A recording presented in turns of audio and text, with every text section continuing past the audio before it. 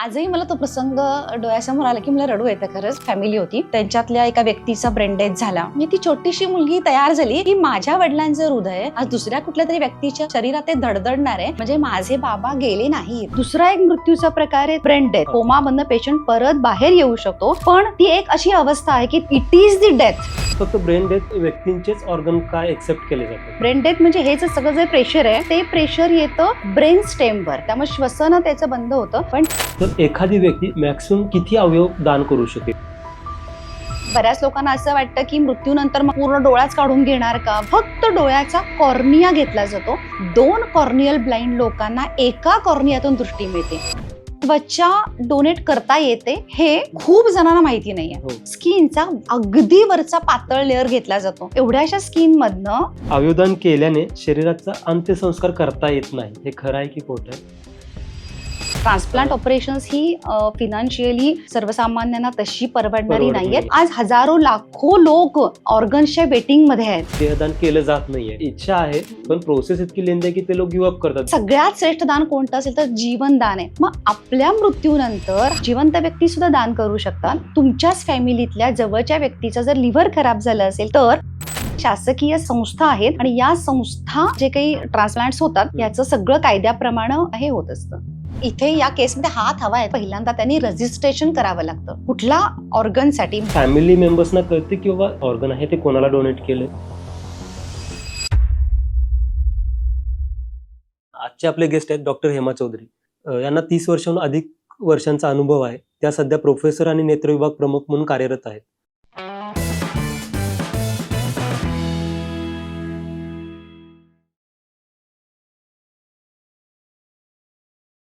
नमस्कार, मी doctor Sanjit. The healthy show मध्ये तुम्हा सगळ्यांचं स्वागत आहे.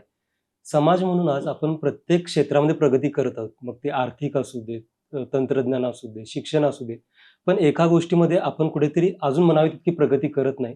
आणि अशाच एका गंभीर विषयावर आपल्याला चर्चा करायची, ती म्हणजे अवयवदान. तर आज आपल्यासोबत आहेत डॉक्टर हेमा चौधरी मॅडम. नमस्ते ma'am, welcome to the healthy show. नमस्कार, थँक्यू. मला सगळ्यात पहिल्यांदा हा प्रश्न विचारायचा आहे, मग तो फार बेसिक आहे तरी, की अवयवदान म्हणजे नक्की काय आणि हे अवयवदान कोण करू शकतं? वेदर म्हणजे जे लिव्हिंग आहेत किंवा जिवंत व्यक्ती अवयवदान करू शकतात की मृत झाल्यानंतरच अवयवदान करता येतं? बेसिकली तुम्ही जो अगदी सिंपल प्रश्न पहिल्यांदा विचारला की सगळ्यांच्याच मनात येतो, अवयवदान म्हणजे काय? अवयवदान या शब्दाचा अर्थ असा आहे, अवयव म्हणजे ऑर्गन्स, म्हणजे आपल्या शरीरामध्ये जे जे ऑर्गन्स आहेत, जसं की हृदय, फुफ्फुस, यकृत, हे सगळे अवयव. फक्त अवयवदान जरी आपण म्हणत असू तरी सुद्धा हा एक विषय टिश्यूशी सुद्धा रिलेटेड येतो. टिश्यू म्हणजे उती, म्हणजे आपल्या शरीरामध्ये स्किन, आईज, बोन्स हे सुद्धा टिश्यू आहेत. मग यामध्ये अवयवदान हा जेव्हा आपण विषय म्हणतो तेव्हा तो ऑर्गन डोनेशन आणि टिश्यू डोनेशन या दोन्हीशी पण रिलेटेड असतो. त्यामुळं टिश्यूचं किंवा अवयवांचं दान करणं, कुणी दान करणं, हा जो तुम्ही मला प्रश्न विचारलात त्याच्यामध्ये जिवंत व्यक्ती सुद्धा दान करू शकतात. आता ते कोणते ऑर्गन्स दान करू शकतात हे आपण पुढे पुढे पाहूच या इंटरव्ह्यू मध्ये माझ्या. आणि मृत व्यक्ती सुद्धा करू शकतात. आता इथं मृत व्यक्ती म्हणजे मेंदू मृत व्यक्ती, म्हणजे ब्रेन डेथ व्यक्ती हेच फक्त ऑर्गन डोनेशन करू शकतात. आणि बाकी मृत्यूचा जो दुसरा प्रकार असतो कार्डियाक डेथ, त्या मृत्यूनंतर मात्र टिश्यू डोनेशन होऊ शकतं, म्हणजे नेत्रदान होऊ शकतं, त्वचादान होऊ शकतं आणि देहदान होऊ शकतं. बाकी हे कार्डियाक डेथ नंतर हे दान होऊ शकतं फक्त. आणि बाकी ब्रेन डेथ हा जो प्रकार आहे, म्हणजे जिथं मेंदू मृत अवस्था असते त्याच वेळेला फक्त अवयवदान होऊ शकतं.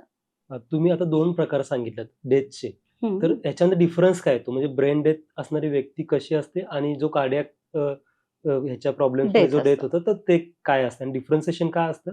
आणि फक्त ब्रेन डेथचे व्यक्तींचेच ऑर्गन काय एक्सेप्ट केले जातात? अगदी बरोबर आहे. तर डेथ म्हणजे मृत्यूचे 2 प्रकार आहेत. एक तर कार्डियाक डेथ, ही सर्वसामान्य डेथ हे आपण कार्डियाक डेथच म्हणतो, की कार्डियाक म्हणजे हार्ट म्हणजे हृदय तुमचं थांबलं की कार्डियाक डेथ असं म्हटलं जातं. आणि दुसरा एक मृत्यूचा प्रकार आहे तो म्हणजे ब्रेन डेथ. तर ब्रेन डेथ म्हणजे काय हे आपल्याला समजून घेतलं पाहिजे. तर मेंदू मृत अवस्था असं त्याला म्हटलं जातं. म्हणजे ही अवस्था कधी येते? कधी अपघातानं किंवा कधी रोड ऍक्सिडेंट्स मध्ये किंवा कधी बाबा एखादा माणूस जिन्यावरनं चाललाय, पाय घसरून पडला, चिडीवर चढतोय, पाय घसरून पडला. मग थोडक्यात आपल्याला जेव्हा डोक्याला मार लागलेला असतो अशा अवस्थेमध्ये, म्हणजे ट्रॉमा हे पहिलं रिझन आहे त्याचं. दुसरं त्याचं रिझन आहे की इंट्राक्रॅनियल हिमरेज, म्हणजे मेंदूमध्ये रक्तस्राव होणं. मग त्याची बरीच काही कारणं असतात की अनकंट्रोल्ड हायपरटेन्शन, म्हणजे ब्लड प्रेशर अनकंट्रोल्ड आहे आणि अशा वेळेला एखादी कुठली तरी बारीकशी रक्तवाहिनी डोक्यातली फुटली आणि मग ते हिमरेजचं प्रेशर ब्रेन स्टेमवर येतं अशा वेळेला सुद्धा. आणि अशा काही कारणांमुळं मग ही ब्रेन डेथ अवस्था पेशंटला येते. आता असा पेशंटचं असतं काय की त्याचं ब्रेन तर डेथ आहे. म्हणजे काय, ब्रेन डेथ म्हणजे हेच सगळं जे प्रेशर आहे इंट्राक्रॅनियल हिमरेजचं वगैरे, तर ते प्रेशर येतं ब्रेन स्टेमवर. म्हणजे आपल्या मेंदूचा जो पाठीमागचा छोटासा एक भाग असतो मेंदूचा, त्याला ब्रेनस्टेम असं म्हणतात. या ब्रेनस्टेमवर हे प्रेशर आल्यामुळं जी आपलं श्वसन केंद्र असतं त्याच्यामध्ये, त्यामुळे श्वसन त्याचं बंद होतं. पण चांगली गोष्ट या म्हणजे मृत अवस्थेमध्ये अशी असते की त्याचं हार्ट चालू असतं, त्याचं हृदय चालू असतं. आणि म्हणून हार्ट चालू असतं, त्यामुळे हार्टचं काम एक काय आहे की सगळ्या आपल्या बॉडीला ब्लड सर्क्युलेशन करणं, रक्ताभिसरण करणं. त्यामुळे हे काही काळ चालू असतं. आणि हा जो गोल्डन पिरियड असतो, ज्या काही काळ, म्हणजे असं काही ते हृदय म्हणजे काही तुमचं 4 दिवस 8 दिवस असं नाही ना चालू राहणारे, तर काही काळ चालू राहणारे. पेशंट असणारे आयसीयू मध्ये, पेशंट असणारे व्हेंटिलेटरवर, जे सपोर्टवर असणार आहे तो पेशंट. आणि असा पेशंट सपोर्टवर असताना जेवढा वेळ त्याचं हृदय चालू आहे त्या काळात जर नातेवाईकांनी अवयवदानासाठी संमती दिली तरच अवयवदान होऊ शकतं. ओके. म्हणजे असं म्हणू शकतो का की मेडिको लिगली डेथ तेव्हाच हे होते की जेव्हा तुमचं हार्ट बंद होईल, म्हणजे त्या व्यक्तीचा हार्ट अगदी बंद बरोबर होईल. आहे. आपल्या भारतामध्ये तरी कायद्यानुसार तसंच आहे. कायद्यानुसार. येस येस, हा बरोबर. आणि म्हणजे मग एखाद्या वेळेने आधी रजिस्ट्रेशन केलं वगैरे असं काही प्रकार असतो की मग त्यानंतर एखाद्या आयुष्यामध्ये अशी कंडिशन एखाद्याची झाली? हा, आता ही अचानक आलेली अवस्था असते, हा. आपल्याला कुणालाच काही माहिती नसतं ना. हा. हे अचानक आलेली अवस्था आहे पेशंटवर, पेशंटच्या नातेवाईकांवर. त्यामुळे असा एक ज्याला म्हणतो की एक शॉकच असतो अशा नातेवाईकांसाठी रादर.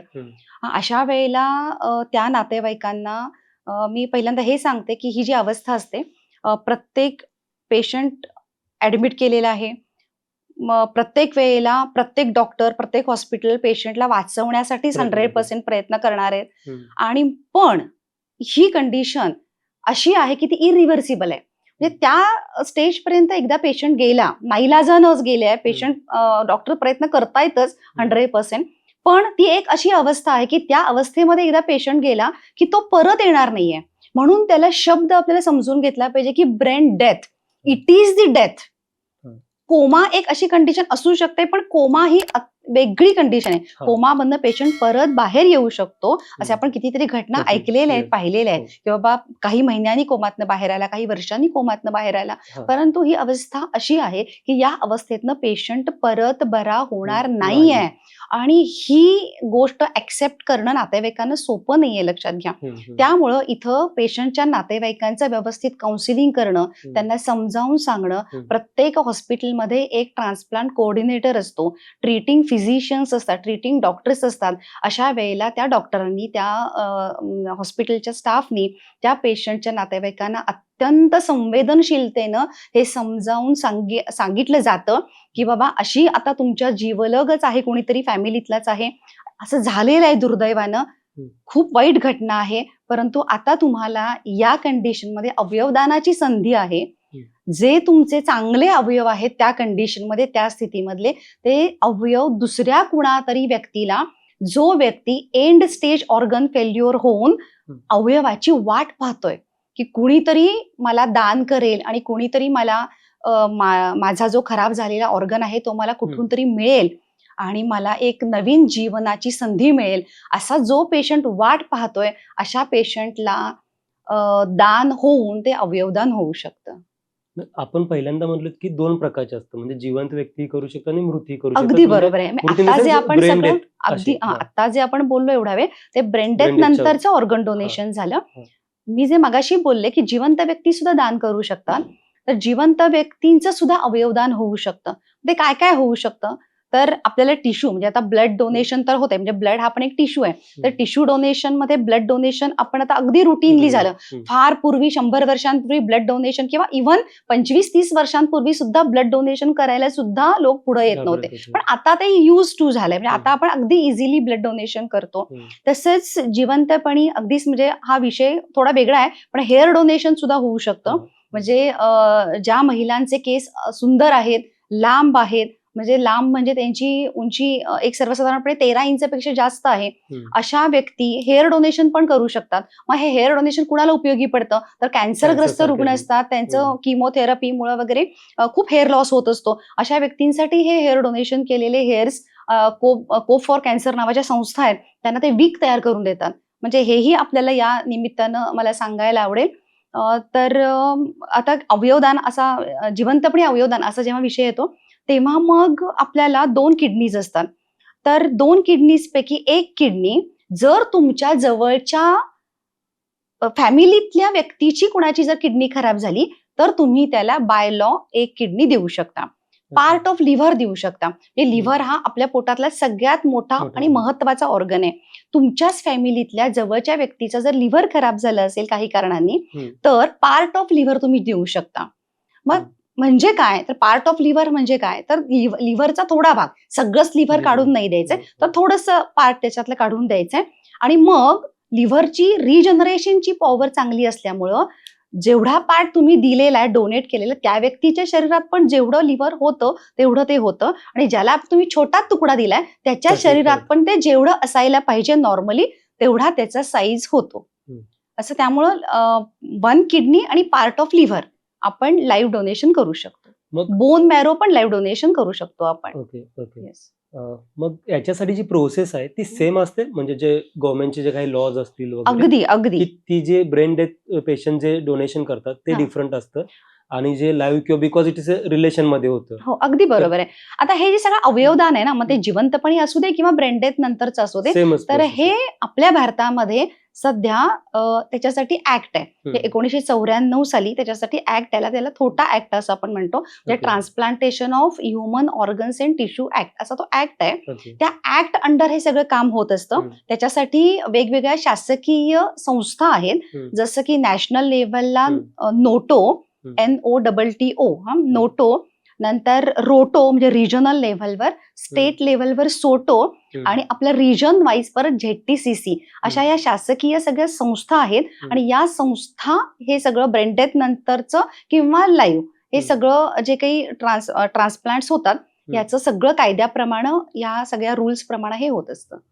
पण असंही ऐकलंय की समजा एखादं ब्रेन डेथ व्यक्तीचं डोनेशन करायचं आहे किंवा जो वेटिंग मध्ये आहे, की त्याला मिळायला पण खूप वेळ लागतो. म्हणजे कदाचित तुम्ही, आपण लास्ट टाइमला जस्ट डिस्कशन चालू तेव्हा तुम्ही बोलत की खूप वेटिंग आहे, प्रचंड प्रमाणात गरज आहे. बरोबर आहे. मग आणि जेव्हा फॅमिलीमध्ये पण द्यायचं, मग ते कसं होतं, म्हणजे कारण एकच संस्था जर हे करते, म्हणजे पूर्ण कोऑर्डिनेट करते, मॅनेज करते, आणि मग ती लिस्ट असेल ऑब्व्हियसली, तर रिलेटिव्ह मध्ये देताना पण मग तेच क्रायटेरिया फॉलो होतं, मग तिथे ड्युरेशन कसं राहतं? आता इथे ड्युरेशन साहजिकच कमी राहणार. म्हणजे समजा आता एका फॅमिलीतल्या कुठल्या तरी एका व्यक्तीचं काहीतरी किडनी किंवा लिव्हर काही खराब झालंय, तर मग त्या फॅमिलीतल्या लोकांचा ब्लड ग्रुप पहिल्यांदा मॅच करावे लागतात. बाकी सगळ्या खूप साऱ्या ब्लड टेस्ट असतात, आणि त्या जर ब्लड टेस्ट सगळ्या मॅच झाल्या, ब्लड ग्रुप मॅच झाला, तर घरातली व्यक्ती जेव्हा द्यायला तयार असते तेव्हा ते साहजिकच सिंपल प्रोसेस आहे, सोपे प्रोसेस आहे.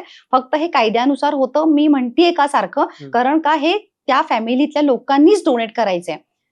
आता याच्यामध्ये दुसरा एक प्रकार असतो की स्वॅप डोनेशन. स्वॅप डोनेशन म्हणजे काय, समजा या फॅमिलीमध्ये पण एक पेशंट आहे, पण त्या घरातल्या कुठल्या मेंबर्सचं त्याला मॅच होत नाहीये, दुसऱ्या फॅमिलीमध्ये पण एक पेशंट आहे आणि त्या फॅमिलीतल्या कुठल्या लोकांचं त्याला जर मॅच होत नाहीये, तर स्वॅप डोनेशन म्हणजे ए फॅमिलीतल्या बी फॅमिलीमध्ये, बी फॅमिलीतल्या ए फॅमिलीमध्ये सुद्धा लाईव्ह डोनेशन होऊ शकतं. कायद्यानुसार हे मान्य आहे. आणि ह्यामध्ये प्रोसेस फास्ट होऊ शकते. यामध्ये प्रोसेस फास्ट होणार आहे, तुम्हाला ऑर्गन लवकर मिळणार आहे. पण आता इथे लिमिटेशन्स आहेत ना, फक्त किडनी आणि लिव्हरच तुम्ही देऊ शकता. आता आज कितीतरी पेशंट असे आहेत की ज्याचं पॅनक्रियास खराब झालंय, लंग्स खराब झालेत, हार्ट्स खराब झालेत, इथं मग आपण लाईव्ह डोनेशन नाही ना होऊ शकत. परवाच एक केस अशी होती की मला एक फोन आला, म्हणजे एका आईचा फोन आला, म्हणजे त्या लेडीज माझ्याशी बोलत होत्या आणि त्या मला म्हणत होत्या की असं असं आहे आणि माझ्या मुलाचं पॅनक्रियास खराब झालंय. आणि मग मला आता काय केलं पाहिजे. मग अशा ज्या व्यक्ती आहेत की ज्यांचे बाकीचे कोणते ऑर्गन्स खराब झालेत, तर त्यांना मग लाईव्ह डोनेशन हा ऑप्शनच नाही ना राहत. त्यांना ऑप्शन काय राहतो, ब्रेन डेथ Brain death. व्यक्तीचा, ज्याच्या घरामध्ये कुठला तरी ब्रेन डेथ झालाय आणि ती फॅमिली जर संमती देतेय, तरच तिथूनच त्यांना ऑर्गन मिळणार आहे ना. आणि आता आपल्याकडे म्हणजे महाराष्ट्रात असू दे किंवा भारतात असू दे, एंड स्टेज ऑर्गन फेल्युअर झालेल्या पेशंटची संख्या खूप आहे. तर तुम्ही म्हणाल की त्याची रिझन्स काय आहेत. तर आपला भारत हा एक डायबिटीजचा राजधानी आपण म्हणतो. त्या डायबिटीजमुळे आपल्या देशातले लोकांचे ऑर्गन्स खराब होत आहेत, इन्फेक्शनमुळे ऑर्गन्स खराब होत आहेत, ट्रॉमामुळे ऑर्गन्स खराब होत आहेत, व्यसनांमुळे ऑर्गन्स खराब होत आहेत, पोल्युशनमुळे खराब होत आहेत. म्हणजे जाता जाता मला हाही संदेश द्यायला म्हणजे मला महत्वाचा वाटतोय की व्यसनांच्या आहारी जाऊन जे चांगले ऑर्गन्स आहेत ते खराब करू नका ना. कुठून मिळणार आहे तुम्हाला ऑर्गन्स, लक्षात घ्या. म्हणजे डिमांड आणि सप्लाय ह्याच्यामध्ये खूप मोठा दरी आहे. आज हजारो लाखो लोक ऑर्गन्सच्या वेटिंग मध्ये आहेत. पण त्याला ठीक आहे ना, म्हणजे जे आपल्याला हातात आहे, म्हणजे रेग्युलर एक्सरसाइज करणं, हेल्दी डाएट घेणं, हे जे ज्याला आपण म्हणतो ना की हेल्थ मेंटेन करणं, आपले हेल्थ मेंटेन करून जे तुम्हाला निसर्गानं देवानं जे तुम्ही ज्याच्यावर विश्वास मानता किंवा जे मानता, तर ते जे तुम्हाला ओरिजिनली मिळालंय ते हेल्थ मेंटेन करणं तेवढंच महत्वाचं आहे. कारण ऑर्गन्स तुम्हाला मिळणार आहेत असे कुठून तरी जेव्हा ब्रेन डेथ होतात आणि ती फॅमिली जर तुम्हाला संमती दिली तरच आपल्याला ऑर्गन्स मिळणार आहेत आणि ऑर्गन डोनेशन होणार आहे आणि त्या गरजू व्यक्तीला ऑर्गन मिळणार आहे तो, आणि मग त्याचं ट्रान्सप्लांट होणार आहे. आणि ती कॉम्प्लेक्स प्रोसेस आहे. कॉम्प्लेक्स प्रोसेस आहे. फायनान्शियली पण ती खूप जास्त अगदी ट्रान्सप्लांट ऑपरेशन्स ही फिनान्शियली सर्वसामान्यांना तशी परवडणारी नाहीयेत, कारण त्यांची कॉस्ट जास्त आहे. त्यालाही तुम्ही म्हणाल की मग आता इथे दान तरी झालंय ऑर्गनचं, मग का कॉस्ट एवढी आहे, असं बऱ्याच जण, म्हणजे मी जिथे जिथे माझ्या काउन्सिलिंग नाही अवेअरनेस प्रोग्रामला मी जाते, तिथे तिथे मला बऱ्याच वेळेला हा प्रश्न विचारला जातो की ट्रान्सप्लांट ऑपरेशन्स एवढी महाग काय आहेत. तर मग तसं आता ह्याची रिझन्स अशी सांगता येतील आपल्याला की दान केलंय कुणीतरी, माणुसकीच्या नात्यानं दान केलंय, ते दान आहे. अवयवाची किंमत तर होऊच शकत नाही. म्हणजे लाखो करोडो काय म्हणजे अगणित, म्हणजे आपण ज्याला म्हणतो ना अवयवाची आपण कॉस्ट करूच शकत नाही. लक्षात घ्या की कुणीतरी दान केलंय म्हणून तुम्हाला तो अवयव मिळालाय. परंतु तो जो ऑर्गन रिट्रीवलची जी प्रोसेस असते, ती प्रोसेस, ट्रान्सप्लांटची प्रोसेस, सर्जरीची process, pre operative investigation, post operative investigation, सगळा त्याचा केअर, कारण पोस्ट ऑपरेटिव्हली सुद्धा खूप म्हणजे त्याला काळजी घ्यावी लागते. परत तो जो ऑर्गन जिथून डोनेट झालाय तिथून ज्या व्यक्तीमध्ये तो ट्रान्सप्लांट होणार आहे त्याचं जे ट्रान्सपोर्ट आहे मधलं, हा सगळा खर्च रेसिपियंट कडून ट्रान्सप्लांटच्या सर्जरीच्या कॉस्ट मधून तो घेतला जातो.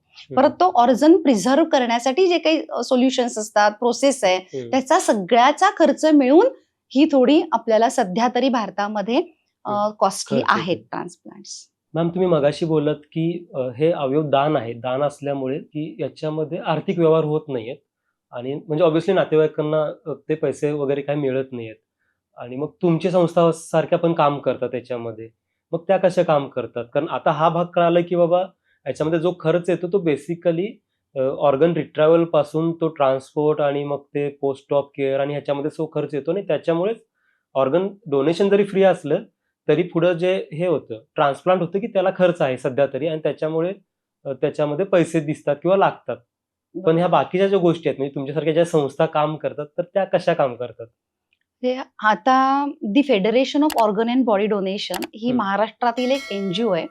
त्याचे अध्यक्ष माननीय पुरुषोत्तम पवारजी, उपाध्यक्ष सुनील देशपांडे, आणि खूप सारी मंडळी संपूर्ण महाराष्ट्रात अगदी तळमळीनं अवयवदान, म्हणजे त्याच्यामध्ये अवयवदान म्हणजे मी तुम्हाला मगाशी सुरुवातीला बोलले तसं नेत्रदान, त्वचादान, देहदान आणि अवयवदान, हा पूर्ण विषयाचं प्रबोधन करण्याचं काम निस्वार्थीपणे करतात. म्हणजे आज म्हणजे आणि त्याची मी सांगली जिल्हा मुख्य कोऑर्डिनेटर म्हणून काम करते. माझ्यासोबत आणखीन पण काही मंडळी मला मदत करतात या कामामध्ये.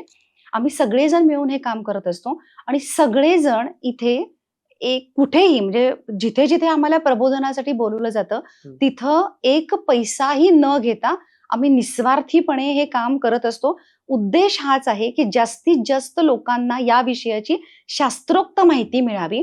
जे काही गैरसमज आहेत या विषयाचे हे पूर्णपणे लोकांच्या मनातून निघून जावेत आणि ही प्रोसेस पारदर्शी होत आहे हे लोकांना कळावं, हा केवळ हेतू त्याच्यामध्ये आहे. आणि जे लाखो लोक आज अवयवांच्या प्रतीक्षेत आहेत की मला कोणीतरी अवयव मिळेल, किंवा इव्हन अगदी साधं, हा तर खूप मोठा आणि अवघड विषय अवयवदान, साधं आपल्याला नेत्रदान ह्याचा जरी आपण विचार करायचं म्हटलं तरी आज लाखो पेशंट आपल्या भारतामध्ये कॉर्नियल ब्लाइंड आहेत. तर डोळा हा एक छोटासा गोल चेंडूसारखा आपला डोळा आहे, आयबॉल ज्याला आपण म्हणून म्हणतो. तर त्याचा पुढचा भाग एवढासा छोटासा कॉर्निया नावाचा ट्रान्सपरंट, म्हणजे ज्याचं आपलं जे काच आहे ना घड्याळाची, तशाच पद्धतीचा ट्रान्सपरंट पुढचा डोळ्याचा भाग कॉर्निया म्हणून असतो.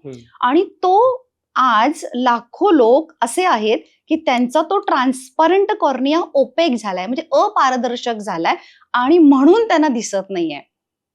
अशा लोकांना कॉर्निया कुठून मिळणार? तर कुणीतरी मृत्यूनंतर जर नेत्रदान केलं. म्हणून मला विषय आपला आता येतो नेत्रदानाकडे.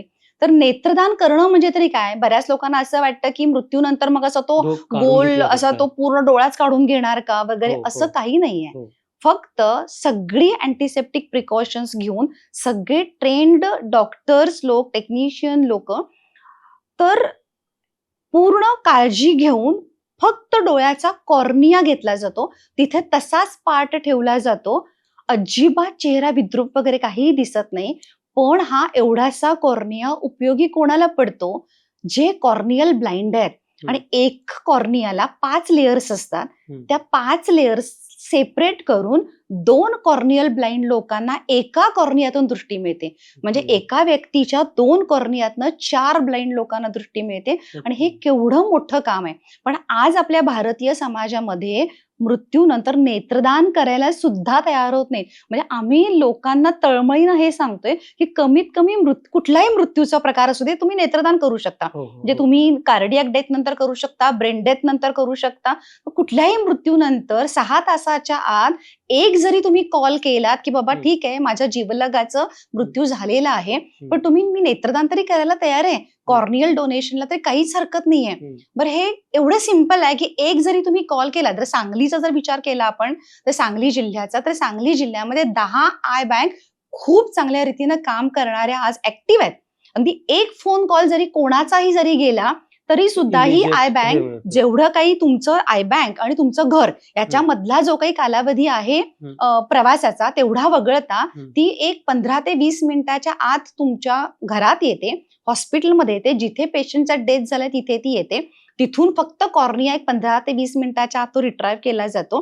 व्यवस्थित पापणी वगैरे बंद करून परत तुम्हाला तुमच्या सगळ्या ज्या काही विधी आहेत त्यासाठी तुम्हाला देह सुपूर्त केला जातो. म्हणजे त्या एवढ्याशा तुमच्या दानामुळं आज कॉर्नियल ब्लाइंड लोकांना दृष्टी मिळणार आहे.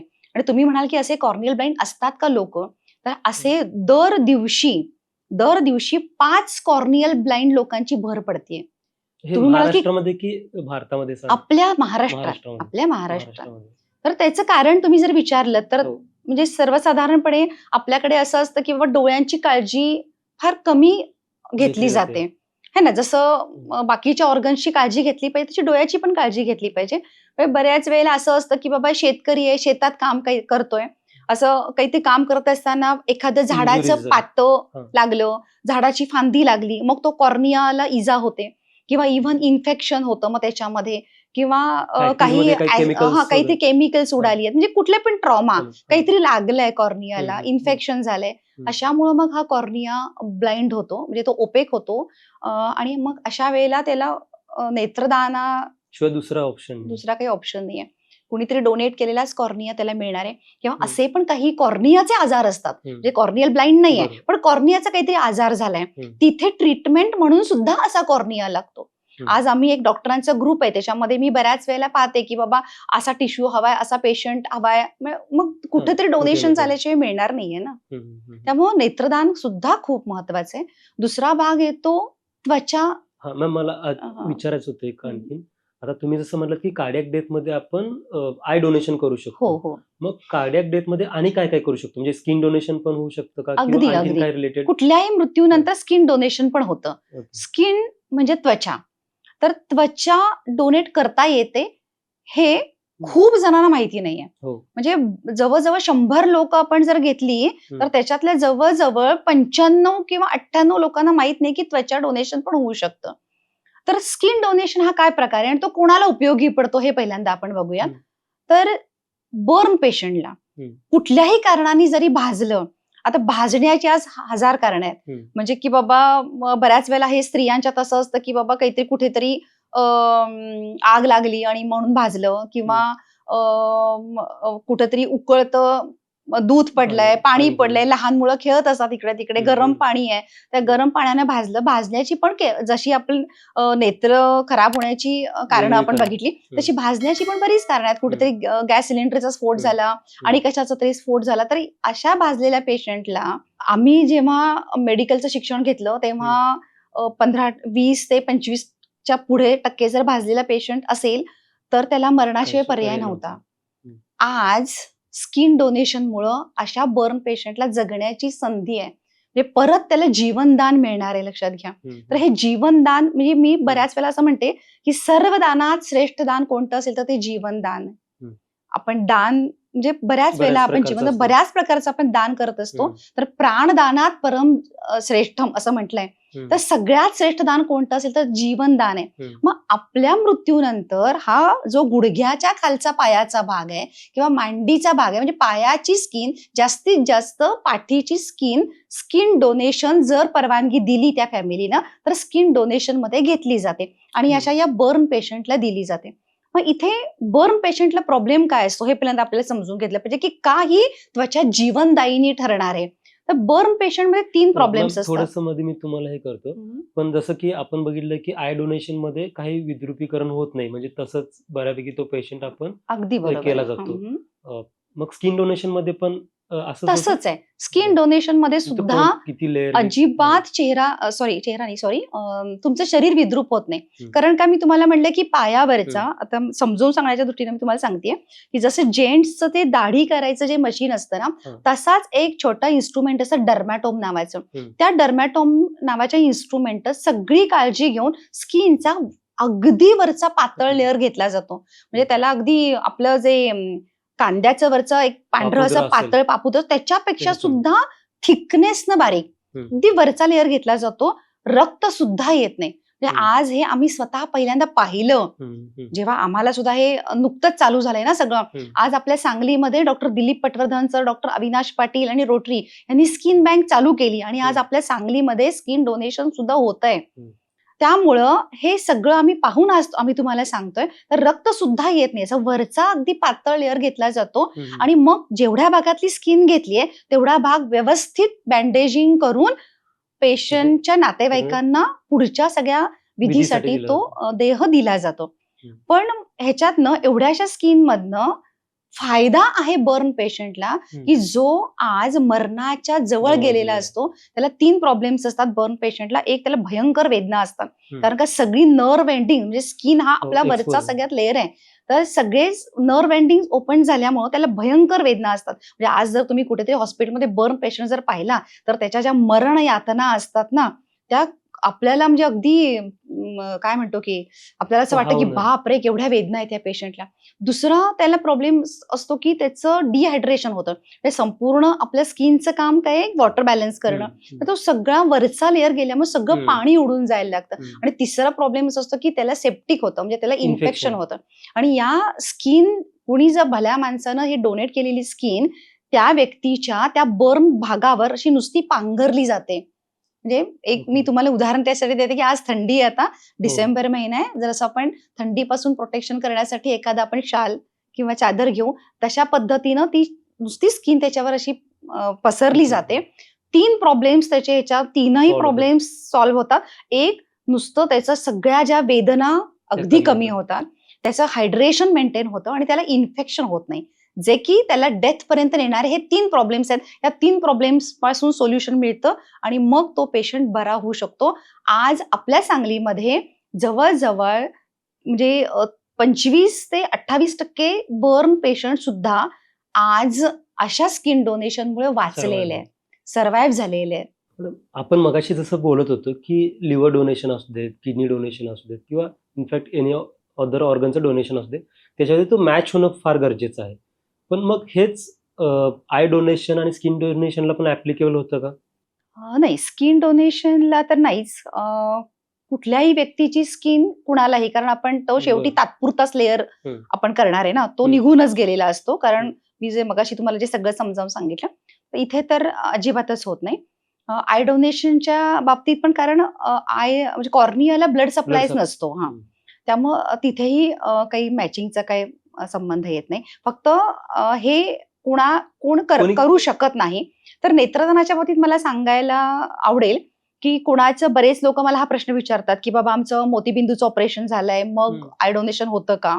तर तुमचं काचबिंदूचं ऑपरेशन झालेलं असू दे, मोतीबिंदूचं ऑपरेशन झालेलं असू दे, तुम्हाला चष्मा असू दे, काहीही जरी असेल तरी सुद्धा आपण पुढचा फक्त कॉर्निया घेणार आहे.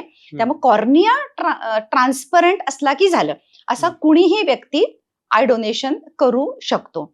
फक्त कोण करू शकत नाही, तर ज्याला कावीळ झाली आहे, ज्याला रॅबीज झालाय, ज्याला कॅन्सर झालाय, जो व्यक्ती बुडून मेलाय, अशा व्यक्तींमध्ये आपल्याला आय डोनेशन करता येत नाही. तसंच सेम स्किन डोनेशनचं पण आहे, जिथे सेप्टिसिमिया आहे, म्हणजे संपूर्ण शरीरातच इन्फेक्शन पसरलेलं आहे, कावीळ झालेली आहे, कॅन्सर आहे, अशा व्यक्तींचं हे डोनेशन नाही होऊ शकत. बाकी सगळ्याच मृत्यूनंतर आय डोनेशन आणि स्किन डोनेशन होऊ शकतं. आय डोनेशन, स्किन डोनेशन होऊन देहदान सुद्धा होऊ शकतं. देह हा मेडिकल कॉलेजच्या स्टुडंट्सना शिकण्यासाठी मेडिकल कॉलेजच्या अॅनाटॉमी डिपार्टमेंटला दान करावा लागतो, आणि हे दोन्ही डोनेशन होऊन सुद्धा देहदान होऊ शकतं. याला काय वयाची अट असते, म्हणजे स्पेसिफिकली आय डोनेशन आणि स्किन डोनेशन मध्ये? वयाची अट असं काही नाहीये. म्हणजे जर मायनर असेल तर पालक असतील म्हणजे त्यांच्या खूप सहीनं ते समजा होणार आहे, एखादे कन्सेंटनं. 80तले असेल, 90तले एखादी म्हणजे व्यक्ती कसं मृत झाली. ऍक्च्युली 80 वयाच्या पुढं आता सध्या सांगली जिल्ह्याचा जर विचार करता, नेत्रदानाच्या चळवळीला कुठेही बाधा दिली, म्हणजे त्याला बॅन नाही आपण करत आहे. कुठल्याही व्यक्तीचा आपण कॉर्निया दान करता येतो आणि तो दान स्वीकारलं जातं. बऱ्याच मोठ्या शहरांमध्ये असं म्हटलं जातं की या 80 वयाच्या पुढचा कॉर्निया नाही स्वीकारत. अफेक्ट करतं का? हा, एजमुळं अफेक्ट होतं, कारण तो जो कॉर्निया असेल तर त्याची जी काही हे म्हणजे सेलचं जे काही क्वालिटी आहे, ती क्वालिटी कधी कधी वयानुसार बिघडू शकते. त्यामुळं जेवढा यंग कॉर्निया असेल ना, तेवढा तो म्हणजे जे कॉर्नियल ब्लाइंड साठी तो चांगला असतो. जेवढा यंग कॉर्निया आहे तेवढा तो दृष्टी देण्यासाठी जास्त उपयोगी आहे, असं आहे. बाकी मग संशोधनासाठी सुद्धा तो घेतला जातो, किंवा मी जसं तुम्हाला म्हटलं की काही डोळ्याचे असे आजार आहेत, कॉर्नियाचे असे आजार आहेत की तिथे ट्रीटमेंट म्हणून जेव्हा आपण थेरापटिक यूजसाठी सुद्धा तो कॉर्निया वापरला जातो. पण दृष्टी देण्यासाठी जेवढा यंग कॉर्निया असेल, म्हणजे यंग व्यक्तीचा कॉर्निया असेल, तेवढा तो चांगला असतो. ऑप्टिकली तो चांगला असतो, क्वालिटी त्याची चांगली असते. जेव्हा अवयव दान म्हणतो, तर एखादी व्यक्ती मॅक्सिमम किती अवयव दान करू शकते? म्हणजे की जसं आपण मगाशी म्हटलं तसं. तर ब्रेन डेथ नंतर कमीत कमी 8 ऑर्गन्स, म्हणजे त्याच्यामध्ये heart, 2 lungs, liver, 2 kidneys, pancreas, आतडी. ऍक्च्युली तसं बघायला गेलं तर हे कमीत कमी 8 ऑर्गन्सनं 8 एंड स्टेज ऑर्गन फेल्युअर झालेल्या लोकांना जीवनदान मिळणार आहे, लक्षात घ्या. एवढेच ऑर्गन्स असं नाहीये, टिश्यू सुद्धा, म्हणजे जसं आपण आता मगासपासून बोलतोय की बोन्स डोनेट करता येतात, लिगामेंट्स डोनेट करता येतात, मसल्स डोनेट करता येतात, म्हणजे त्या बॉडीतलं जेवढं चांगलं आहे ना तेवढं सगळं डोनेट करता येतं. आय डोनेशन होत आहे, स्किन डोनेशन होत आहे, इव्हन आपल्या कानामध्ये 3 मिडल इयर मध्ये 3 बोन्स असतात छोटी. म्हणजे मला तुम्हाला सांगायचं एवढाच मुद्दा की ते मिडल इयर मधलं बोन सुद्धा डोनेट करता येतं, असं आहे. कधी कधी परवाच मला आपल्या सांगली जिल्ह्यातल्याच, आय थिंक कवठेकन बहुतेक, तिथून मला परवा एक फोन आला होता की असा एक पेशंट आहे आणि त्यांचा ऍक्सिडेंटमध्ये इथून हात तुटलाय. मग त्यांना आता, म्हणजे माझा एक स्टुडंटच आहे राज जाधव म्हणून, त्याचाच मला परवा फोन आला होता की असा मॅडम एक पेशंट आहे आणि त्याला आपल्याला हात आता कसा बसवता येईल. तर मला तुम्हाला सांगायला हे अगदी आवडेल की हँड डोनेशन सुद्धा होतं ब्रेन डेथ नंतर.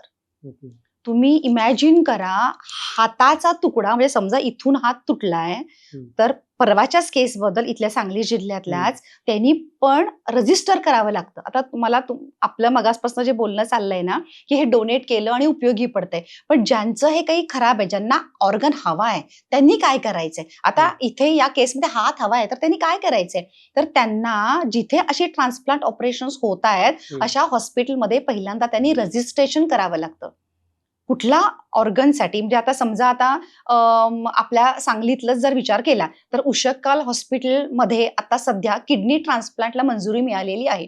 आता समजा तुम्हाला किडनी हवी आहे, तर तुम्हाला पहिला त्या हॉस्पिटलमध्ये जाऊन नोंदणी करावी लागते की बाबा मला असा असा ऑर्गन हवाय आणि माझं वेटिंग लिस्टमध्ये नाव आलं पाहिजे. म्हणजे गरजू रुग्णांना पहिल्यांदा हे माहिती व्हायला पाहिजे की आपलं रजिस्ट्रेशन झालं पाहिजे आणि त्या वेटिंग लिस्टमध्ये तुमचं नाव यायला पाहिजे. ZTCCच्या आपला जर पुणे रिजन जर घेतला तर पुणे रिजनमध्ये 5 जिल्हे येतात आणि आपल्याला सगळ्यांचं जे काही नोंदणीकरण होणार आहे ते पुण्याच्या ZTCC मध्ये नोंदणीकरण होणार आहे. ते हॉस्पिटल वाईज असतं, ते सिटी वाईज असतं आणि त्यांची एक वेटिंग लिस्ट तयार होते आणि त्या वेटिंग लिस्ट प्रमाणे जेव्हा एखादा कोणीतरी फॅमिलीनं डोनेट केलेला ऑर्गन आहे तो त्या वेटिंग लिस्ट प्रमाणे तो डिस्ट्रीब्यूट केला जातो कायद्यानुसार. मग एक व्यक्ती मल्टिपल लोकेशनला हे करू शकतं रजिस्ट्रेशन? नाही, किंवा दुसऱ्या शहरामध्ये करू शकतो, हा म्हणजे दुसऱ्या आता स्टेटमध्ये करू आपण शकतो? पुणे रिजन मध्ये येतो ना, तर आपल्याला पुणे रिजन मध्येच आपल्याला नोंदणी करावी लागते. पूर्वी असं होतं की आपल्या महाराष्ट्राचे 4 रिजन्स आहेत, म्हणजे पुणे, मुंबई, औरंगाबाद आणि नागपूर असे 4 ZTCC आहेत, झोनल ट्रान्सप्लांट कोऑर्डिनेशन सेंटर्स आहेत. या 4 पैकी तुम्ही कुठेही रजिस्ट्रेशन करू शकता. पूर्वी असं होतं की आम्ही पुण्यात पण करू शकायची, मुंबईत पण करू शकायची, पण सध्या महाराष्ट्रामध्ये आपण एकाच ठिकाणी करू शकतो, पण तुम्ही दुसऱ्या स्टेटमध्ये पण करू शकता. परवाच एक अशी केस झाली की ऑस्ट्रेलियाचं नागरिकत्व मिळालेलं एक फॅमिली पुण्यामध्ये आली होती. लोणावळ्याचेच होते ते, तुम्ही म्हणजे पेपरमध्ये ही घटना वाचली पण असेल, रिसेंटली घडलेली घटना आहे ही. आणि ते लोणावळ्यामध्ये एका दिवाळीसाठी आले होते, दिवाळी सेलिब्रेट करण्यासाठी with other members of their family. आणि मग ते इथे आल्यानंतर त्याच्यातल्या एक लेडीज होत्या, 45 ते 47 असं काहीतरी वय होतं त्यांचं, आणि त्यांना अचानक ब्रेन हेमरेज झालं आणि त्या ब्रेन डेथ झाल्या. अचानक आलेलं म्हणजे तुम्ही समजू शकता की केवढं ऍक्च्युली म्हणजे संकट होतं त्या फॅमिलीवर. पण अशा संकटाच्या प्रसंगी सुद्धा त्या लेडीज होत्या, त्यांचे मिस्टर, त्यांच्या घरातली फॅमिलीतली मुलं लोक ती अवयवदानासाठी तयार झाली. केवढी डिफिकल्ट प्रोसेस होती ही. म्हणजे आज त्यांना नागरिकत्व होतं ऑस्ट्रेलियाचं, म्हणजे ऑस्ट्रेलियातल्या तिकडून ती परमिशन मिळवणं, इथल्या सगळ्या परमिशन्स, ह्या सगळ्या डिफिकल्ट प्रोसेस मधनं सुद्धा त्या महिलेचं अवयवदान झालं. लिव्हर, 2 किडनीज आणि हार्ट, 4 ऑर्गन्समुळं आज 4 आपल्या रिजन मधल्या लोकांना नवीन जीवनदान मिळालं. म्हणजे पुण्यामध्ये 3 ऑर्गन्स आणि हार्ट गेलं मुंबईला.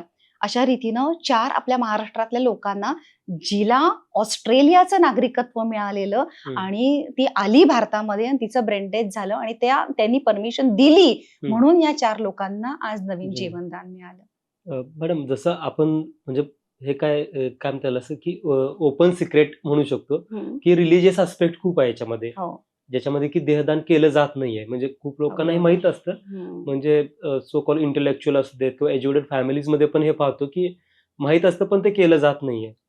पण दुसरा भाग हा पण आहे की जो तुम्ही म्हणाल की हा प्रोसेस लेंदी आहे की याच्यामुळे पण ते केलं जात नाही, असंही काय आहे का की बाबा भले ठीक आहे इच्छा आहे पण प्रोसेस इतकी लेंदी आहे की तेव्हा मग ते लोक गिव्ह अप करतात, बिकॉज एनिवेज त्यांचे जी प्रिय व्यक्ती ती गेलेली असते, तो एक वेगळाच त्यांना आधी ट्रॉमा असतो. अगदी बरोबर. एवढा महत्वाचा प्रश्न आहे ना, इथेच थोडंसं अवयवदानाच्या आपल्या म्हणजे जी म्हणजे प्रमाण आहे ना त्याला थोडंसं खीळ बसते. अगदी बरोबर आहे. ही सिस्टीम रुजली नाही आपल्याकडे. एखादी सिस्टीम ना रुजायला पाहिजे. जसं की आता ब्लड डोनेशन, आता सगळं कळलंय. एकाला आपण आपला काहीतरी कोणाचा तरी वाढदिवस आहे एखाद्या नेत्याचा, तरी पण आपण पटकन ब्लड बँकेला बोलवतो, ब्लड डोनेशन कॅम्प सहजासहजी व्हायला. तशी ना मला हे इथे सांगली जिल्ह्यामध्ये ऍक्च्युली मी एक छोटी डॉक्टर आहे, मी इंडिव्हिज्युअली मी हे काम चालू केलं आणि मग फेडरेशनची मला नंतर साथ मिळत गेली, काही लोकांची मला साथ मिळाली. पण जेव्हा मला हे कळलं की सांगली जिल्ह्यातनं ऑर्गन डोनेशनचं प्रमाण 0 आहे, मला मनात भयंकर प्रश्न पडले की म्हणजे ब्रेन डेथ नंतर ऑर्गन डोनेशन होतं हे कळालं. ऍज अ डॉक्टर असून मला सुद्धा हे बऱ्याच म्हणजे त्या प्रोसेसमध्ये गेल्यानंतर हे कळालं. आणि मग मी विचार करायला लागले की मग सांगली जिल्ह्यात ब्रेन डेथ होत नाहीत का? हो. का अवयवदान होत नाहीत? आणि या प्रश्नांच्या मागे लागता लागता तोपर्यंत कोविड आलं. कोविडमध्ये हे परत 2 वर्ष थोडंसं सगळंच थांबलं, ऑर्गन डोनेशन वगैरे. आणि मग परत त्याच्यानंतर ह्याला 2022-23 नंतर गती आली. तोपर्यंत आपल्या सांगलीतल्या उशकाल हॉस्पिटल चालू झालं. त्यांनी ह्या ट्रान्सप्लांट म्हणजे NTORC म्हणून मान्यता घेतली, म्हणजे नॉन ट्रान्सप्लांट ऑर्गन रिट्रीव्हल सेंटर म्हणून मान्यता घेतली. सेवा सदननं मान्यता घेतली, भारतीनं ऑलरेडी मान्यता होती. अशा काही हॉस्पिटल्सनी मान्यता घेतलेली होती. आणि मग इथून फक्त ऑर्गन रिट्रीव्हल चालू झालं. आपल्या सांगली जिल्ह्यातून आज फक्त ब्रेन डेथ नंतर जर कोणी संमती दिली, फक्त ऑर्गन रिट्रीव्हल चालू झालं. 2023 साली ऑर्गन रिट्रीव्हल झालं, 2024 साली ऑर्गन रिट्रीव्हल झालं. अशा काही ग्रेट फॅमिलीजनी परमिशन दिली म्हणून हे झालं. आपला प्रश्न जो तुम्ही विचारलात की ही जी प्रोसेस आहे ना, ही प्रोसेस आपल्याकडे रुजतीये, आता कुठे सुरुवात झालेली आहे. आणि होतंय काय, खरं तर सगळं फास्ट होतंय, पण आपल्याला अजून हे माहिती नाहीये ना. म्हणजे पुणेमध्ये मुंबईमध्ये हे सगळं युज टू झालंय. म्हणजे एखाद्या हॉस्पिटलमध्ये अशी ब्रेन डेथ झाली तर नातेवाईकांना समजावून सांगितलं जातं व्यवस्थित, नातेवाईक परवानगी देतात आणि तिथल्या तिथे हे काम फास्ट होतं. आज सांगलीमध्ये अजून ट्रान्सप्लांट ऑपरेशन्स होत नाहीयेत. त्यामुळे मी जे मगाशी तुम्हाला सांगते की इथून फक्त अवयव आपण काढून घेऊन ही आपली ऑर्गन्स पुण्यामध्ये जाणार आहेत, मुंबईमध्ये जाणार आहेत. वेटिंग लिस्ट प्रमाणे जिथे कुठे पेशंटचे नंबर तिथे ती ऑर्गन्स ही जाणार आहेत, लक्षात घ्या. जेव्हा सांगलीत ट्रान्सप्लांट व्हायला लागतील तेव्हा मग आपल्याला त्याची गती आणि त्याचं रिझल्ट लवकर आणि चांगले आपल्याला मिळायला लागतील. आज असं होतं की बाबा इथे कुणीतरी संमती दिली तर इथून कळवलं जातं JTCC ला, JTCC फटाफट ऍक्शन्स होतात, लक्षात घ्या. 3 जिल्ह्यातल्या पोलिसांना सांगितलं जातं, ग्रीन कॉरिडॉर केला जातो, तिकडचे ट्रान्सप्लांट करणाऱ्या हॉस्पिटलमधले सर्जन्स इथे येतात, ऑर्गन्स रिट्रीव्ह केले जातात, ग्रीन कॉरिडॉर केला जातो, चार्टर्ड फ्लाइट्स केले जातात, कारण हृदय हे 4 तासाच्या आत ट्रान्सप्लांट व्हायला लागतं. इथे सगळं म्हणजे काय म्हणतो की मिनिटांचा सगळी हे आहे. तर त्यामुळं वेळेचं सगळं गणित आहे. आणि बऱ्याच वेळेला मग होतं कसं की ह्या सगळ्या प्रोसेसला ना, मी जे मगाशी तुम्हाला सांगता अतिशय महत्वाचा मुद्दा सांगायला पाहिजे खरं तर, ब्रेन डेथ डिक्लेअर करणं ही एक फार महत्वाची प्रोसेस आहे. ब्रेन डेथ डिक्लेअर करणं, कोण करतं ब्रेन डेथ डिक्लेअर? तर 4 डॉक्टरांची कमिटी असते. त्याच्यामध्ये neurosurgeon, neurophysician, MD medicine, intensivist ही एक टीम असते. आणि त्या हॉस्पिटलची जी टीम असते ती खूप साऱ्या टेस्ट करून 6-6 तासाच्या अंतराने ॲपनिया टेस्ट करून अगदी 0.1% सुद्धा त्यांना जर शंका असेल की हा पेशंट डेथ नाहीये तर ते नाही डिक्लेअर करत. मग एकदा ब्रेन डेथ डिक्लेअर झाला की मग ह्या सगळ्या पुढच्या सगळ्या प्रोसेस चालू होतात. आणि या सगळ्या प्रोसेस मधनं जाताना त्या नातेवाईकांचा पेशन्स खूप महत्वाचा असतो की ह्या सगळ्या प्रोसेसला सर्वसाधारणपणे म्हणजे एकदा ब्रेन डेथ डिक्लेअर केल्यानंतर 24 ते 48 तास लागू शकतात. आणि मग होतंय कसं की तुम्ही जर आता मगाशी बोललात की माझा माणूस तर गेलाय आणि मी का थांबावं एवढ्यासाठी. मग इथे जितका वेळ त्यांना बघणं पण ते त्रासदायक होतं. अगदी बरोबर आहे. इथे म्हणूनच खूप म्हणजे ज्या फॅमिलीज या डोनेशनला संमती देतात ना, त्यांना आपण खूप रिस्पेक्ट दिला पाहिजे. त्यांचा सगळ्या समाजानं, प्रत्येक व्यक्तीनं म्हणजे ज्याला मिळालाय त्यांनी तर ते कृतज्ञता ठेवलीच पाहिजे. पण मला वाटतं की सगळ्या समाजानं त्यांच्यासाठी कृतज्ञ राहिलं पाहिजे. कारण हे एक डोनेशन होणं, त्या फॅमिलीनं एवढा वेळ वेट करणं, त्याच्यासाठी संमती देणं केवळ मानवतावादी दृष्टिकोनातून कुठलाही त्यांचा फायदा नसतो. केवळ एका माणसानं दुसऱ्या माणसासाठी एक दान केलेलं आहे, ते लक्षात घ्या. आणि ही परोपकार वृत्ती म्हणजे दुसऱ्यासाठी काहीतरी करणं, दुसऱ्यासाठी काहीतरी देताना जे समाधान आहे. आज म्हणजे मला परवाच एक भारतीमधनं ऑर्गन डोनेशन झालं. म्हणजे तुम्ही जो म्हणाला की मध्ये काही कम्युनिटीमध्ये सुद्धा दान करू नये किंवा करत नाहीत किंवा ती रूढी परंपरा रिलिजियस काही असतात. तर परवाच म्हणजे नुकतंच आपल्या भारतीय हॉस्पिटलमधनं मुस्लिम फॅमिलीमधनं सुद्धा ऑर्गन डोनेशन झालेलं आहे. आणि त्यांच्याकडनं तो नंतर फीडबॅक एवढा चांगला मिळाला आम्हाला, की ते म्हणाले की आमच्या कम्युनिटीमधनं सगळ्या समाजानं त्यांचं एवढं कौतुक केलं आणि त्यांना सुद्धा एवढं ते प्राऊड फील झालं, की आज जसं आहे ना किंवा डेथ झाल्यानंतर काय चला म्हणजे हो. आपल्याकडे एक म्हण आहे ना, की मढं गेलं किंवा डेड बॉडी गेली असं आपण म्हणतो. पण ती सन्मानानं जाणं, म्हणजे त्या हॉस्पिटलमधनं तेच शव जाणार आहे, तीच डेड बॉडी जाणार आहे, पण ती नुसती जाणं आणि ती सन्मानानं जाणं सन्मानानं. ह्याच्यात फरक आहे ना.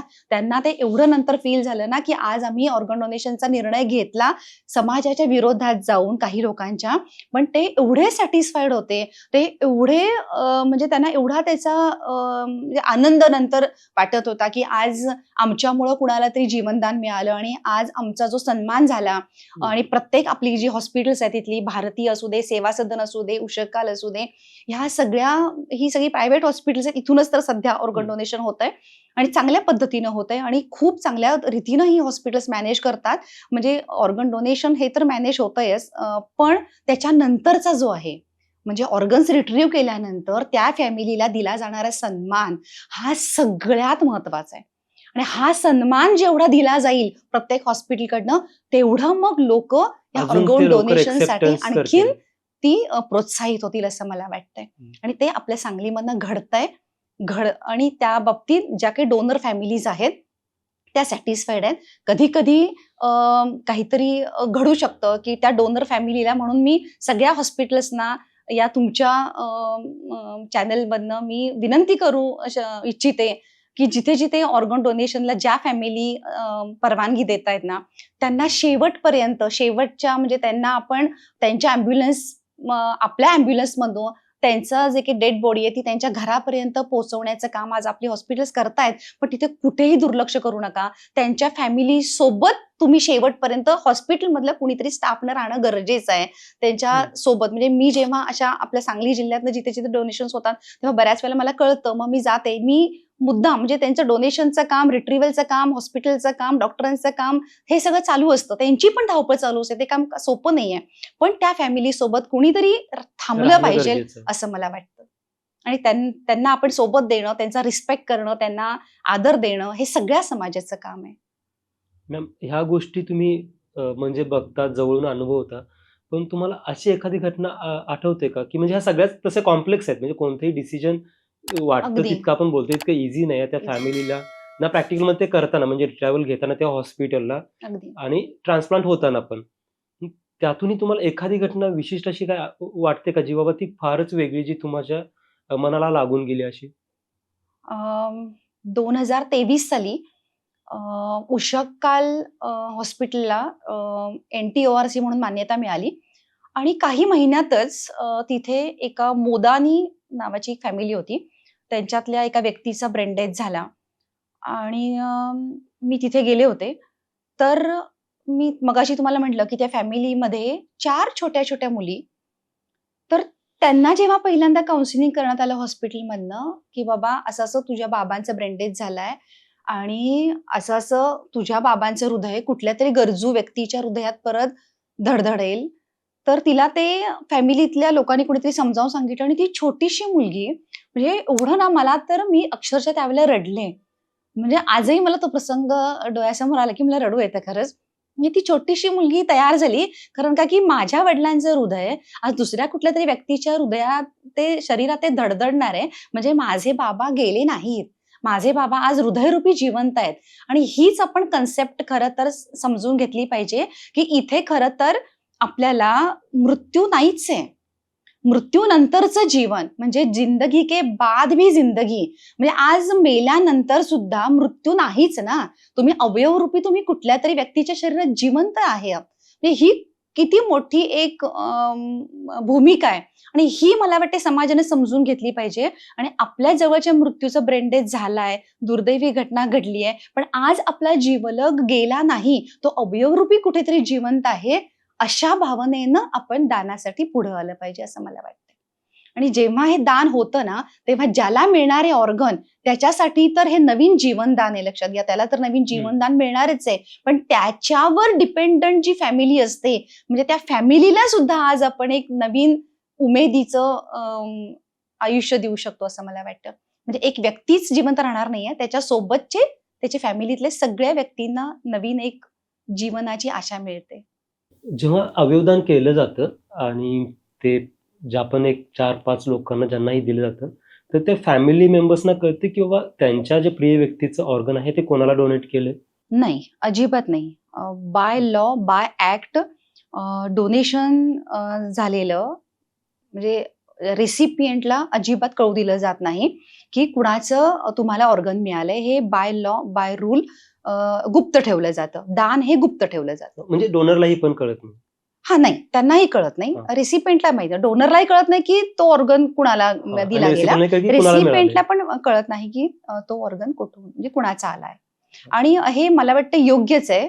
कारण का, की तिथे खूप मग नंतर इमोशनल काही प्रॉब्लेम्स येऊ शकतात किंवा इकॉनॉमिकल काही प्रॉब्लेम येऊ शकतात. त्यामुळं हे बाय लॉ गुप्तच ठेवलं जातं. आता आपण थोडंसं रॅपिड फायर क्वेश्चन्स घेऊयात. तुम्ही मला त्याचं आन्सर खरं किंवा खोटं याच्यामध्ये दिलं तरी चालेल. खरं किंवा खोटं एवढंच खोटं. बोलायचं. Yes, yes, okay. येस. की अवयवदान करण्याचे शरीर विद्रूप होते. खरं की खोटं? खोटं. विद्रूप नाहीच ना, कारण ते अवयवदान म्हणजे एक ट्रान्सप्लांट म्हणजे ऑपरेशन आहे ते. त्यामुळे विद्रूप काही नाही होणार आहे. आफ्टर सर्जरी जसं असतं तसं. हं. अवयवदान फक्त सरकारी हॉस्पिटलमध्येच करता येतं. खरं की खोटं?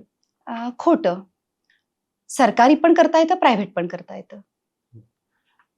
अवयवदान केल्याने शरीराचा अंत्यसंस्कार करता येत नाही. हे खरं आहे की खोटं आहे? अंत्यसंस्कार करता येत नाही, नाही. करता येतो. खोटं आहे म्हणजे कारण का, की पूर्ण सगळं ते एक ऑर्गन्स काढण्यासाठी केली जाणारी ती ऑपरेशन्स आहेत. आणि ऑपरेशन झाल्यानंतर व्यवस्थित जसं आपल्याला सुचर्स वगैरे घालून व्यवस्थित तो देह नातेवाईकांच्याकडे अंत्यसंस्कारासाठी दिला जातो, अवयवदानानंतर सुद्धा. आणि शेवटचा प्रश्न, नोंदणी केली तरी मृत्यूनंतर अवयवदान होईलच याची गॅरंटी नसते.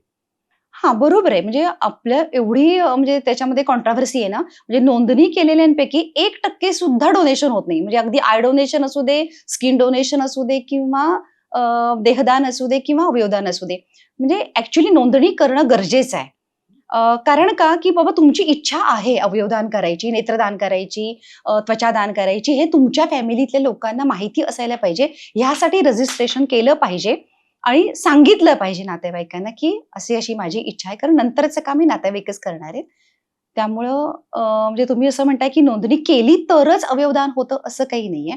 नोंदणी केली नाही तरी सुद्धा हे कोणतंही शकतात. दान होऊ शकतं. आता समजा एखाद्याला ऑर्गन गरज आहे, म्हणजे ऑर्गनची गरज आहे, ट्रान्सप्लांट होणार आहे त्याचं आणि त्याने एका ठिकाणी रजिस्ट्रेशन केलंय एखाद्या हॉस्पिटलला. ओके. तर मग हे मॅन्डेटरी आहे की बाबा जिथे रजिस्ट्रेशन केलंय की तिथंच त्याचं ऑर्गन पुढे ट्रान्सप्लांटची प्रोसेस होईल? हो, जिथं ज्या हॉस्पिटलमध्ये रजिस्ट्रेशन केलंय त्याच हॉस्पिटलमध्ये त्याचं ट्रान्सप्लांट होणार. म्हणूनच मी म्हटलं city wise waiting list, hospital wise waiting list वेगळी असते ना. म्हणजे समजा आता तुम्ही एखाद्या पुण्याच्या कुठल्या ते XYZ हॉस्पिटलमध्ये रजिस्ट्रेशन केलंय, तर तिथे जेव्हा नंबर येईल त्याच नंबरवर त्याच हॉस्पिटलमध्ये तुमचं ट्रान्सप्लांट होणार. म्हणून रजिस्ट्रेशन करताना पण आपल्याला हे पाहावं लागतं, की कुठे जास्त ट्रान्सप्लांट ऑपरेशन्स होतात, तिथे आपल्याला रजिस्ट्रेशन केलं पाहिजे. थँक्यू मॅम, तुम्ही आज द हेल्दी शो मध्ये आलात आणि ऑर्गन डोनेशन सारख्या कॉम्प्लेक्स विषयावर खूप सोप्या पद्धतीनं तुम्ही आमच्याशी चर्चा केली, त्याबद्दल पुन्हा एकदा धन्यवाद. थँक्यू.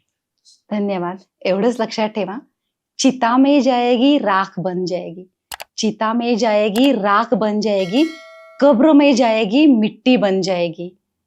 नेत्रों का अंगों का करो दान, किसी की जिंदगी गुलजार बन जाएगी, किसी की जिंदगी गुलजार बन जाएगी. धन्यवाद.